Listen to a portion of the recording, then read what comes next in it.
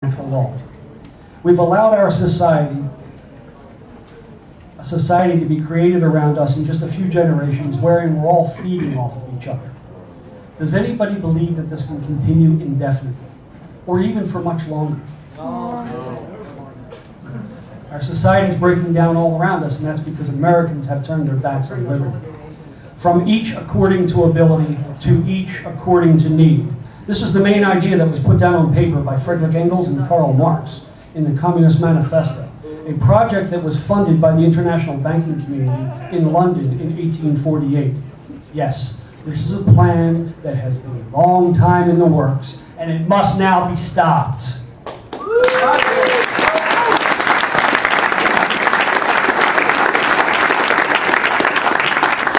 I've awoken to the realization that I and my fellow Americans exist to feed the creature that lives behind the walls of the Federal Reserve, and to feed the voracious appetite of our politicians who work hand in hand with these bankers to create one social entitlement program after another to keep the masses subservient and dependent upon their goodwill. It was a grave mistake that we permitted 2 more planks of the Communist Manifesto to be laid in 1913. The Federal Reserve System, our third central bank, and the personal graduated income tax. These programs were sold to the American people on the basis that they would stabilize our monetary system and soak the rich. Some of the greatest salespeople for these programs were the socialist billionaires themselves, people such as John D. Rockefeller. Now, why would the rich, you need a boo, huh? Why would the rich have been in favor of a plan designed to take their money? To answer that question, it might help to ask another. In what year was the tax-free Rockefeller Foundation created? That's right, 1913. They knew that the system that they were helping to create to meet their own objectives was never going to touch them. So just how much stability has been created within the monetary system? Well, the dollar is now worth pennies of what it was when the system was created, and we're threatened with the impending collapse of our monetary system, which could occur at any time. Americans will soon be left out in the cold. And this cannot be permitted to happen. The monetary system is the property of we the people and must be returned to our control. Article 1, Section 8 of the United States Constitution provides that only Congress has the power to coin money, and that gold and silver are the only lawful money of our nation. House Resolution 1207, the bill to audit the Fed, and the Senate Sister Bill 604 have an overwhelming majority of bipartisan support, and yet are going nowhere fast. When our elected representatives are getting shut out, that should be an indication that we're facing a real serious problem. By having allowed our monetary system to be turned over to this private banking cartel, we've given this oligarchy enormous power.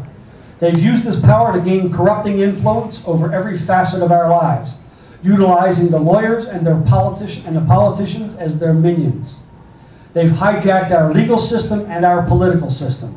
Both parties are long since bought and paid for, lock, stock, and barrel. They have the best money, they have the best Congress that money can buy. Our money. Our founding fathers are long dead and gone and cannot protect us from the evil that we now face. But the ideas and the principles by which they conducted their lives are within our grasp if we will simply open our minds.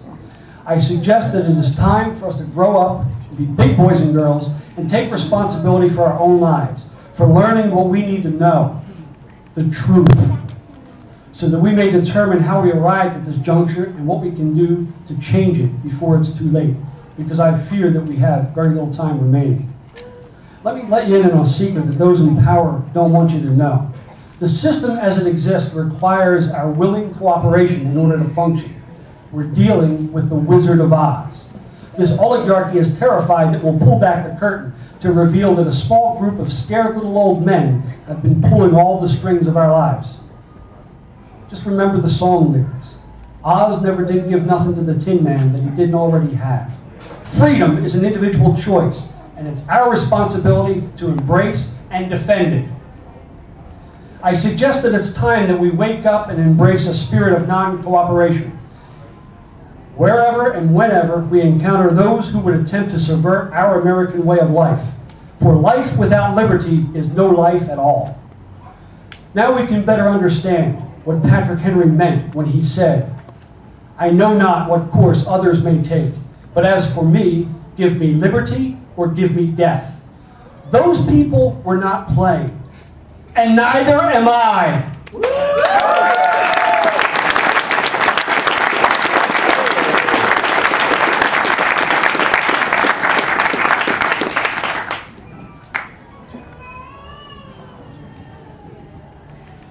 The time for failing to take action for fear of government retribution is past.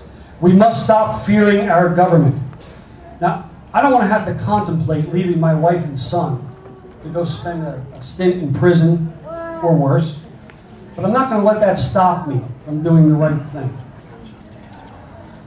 They can't throw us all in prison, although I know that there are some in government now that would like to carry out that plan. There just aren't enough federal people. Enough people employed by the federal government to carry out such a plan. Why do you think that Barack Obama has called for a 1 million person civilian security force with approximately $16 billion in funding, and includes a provision in this draconian law for uniforms to be distributed to our new civilian elite? Of course, everyone knows that it's important to have a uniform to get into the right frame of mind. Now, who do you think is going to be filling these uniforms? You and I are too busy working and contributing to society. So we're not going to be filling these uniforms. It's all young folks. Are you scared yet? Are you angry yet? Yes. I can't tell you what to do. However, I can make some suggestions. First of all, we need to throw our support behind liberty-minded candidates at every opportunity.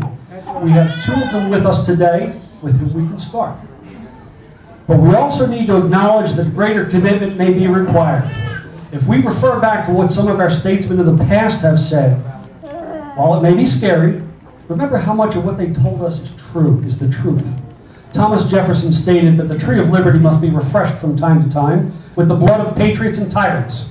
And John F. Kennedy, who said, "Those who make peaceful revolution impossible will make violent revolution inevitable." I believe that the time has come to arm ourselves with the knowledge, the fortitude, the tenacity, and the courage of our founding fathers. You thought I was going to say guns, didn't you? Well, you thought it before I could say it, and who am I to argue with people of such reason and intelligence?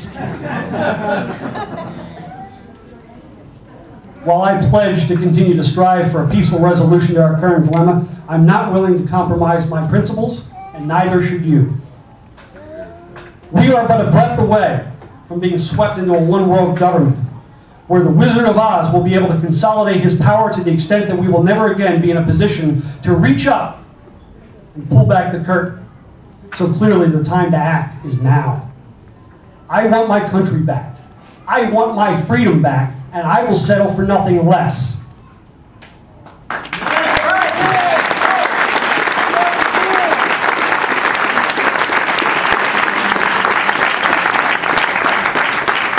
Because as I stated, life without liberty is no life at all. So I stand today in defense of liberty, yours and mine, but I cannot do it alone. The tree of liberty may soon need to be watered, so I simply ask, who among us has the will, the fortitude, the tenacity, and the courage to make a stand for liberty? It is my honor and my privilege to stand with you. We will prevail. Thank you.